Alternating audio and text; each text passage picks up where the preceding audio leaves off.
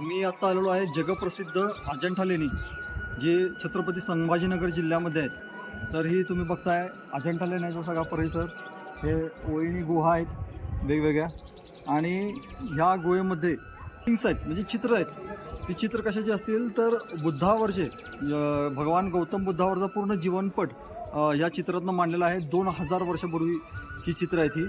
आणि तर हे जी 10 नंबरची जी गुहा दिसते उंच आणि मोठीच गुहा आहे यातली, तर ही पहिली गुहा सापडली इंग्रज अधिकारी जॉन स्मिथ होता।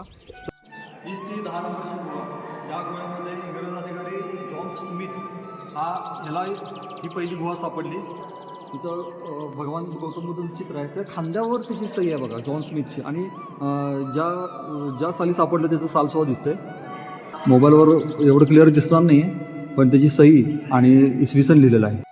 इथे चित्रांना हानी पोचू नये म्हणून पुरातत्व विभागाने लेण्यामध्ये आज जास्त उजेड ठेवलेला नाही, पण इथले गाईड आहेत ते टॉर्चच्या उजेडामध्ये अगदी व्यवस्थित चित्र दाखवतात, समजावून सांगतात। यासाठी गाईड घेणे खूप आवश्यक आहे।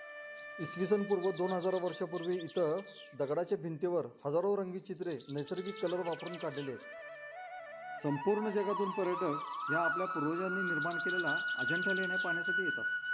ही एक अशी जागा आहे की याचा आपल्याला प्रचंड अभिमान असायला पाहिजे। पूर्वजांचा हा अनमोल ठेवा आहे, हा प्रत्येकाने पाहायला पाहिजे। बुद्धांचा जीवनपट, तसेच पशु प्राणी पक्षी नैसर्गिक चित्र, तसेच काही 3D चित्रसुद्धा आहेत। अगदी सिलिंगवर सुद्धा चित्र काढलेले आहेत।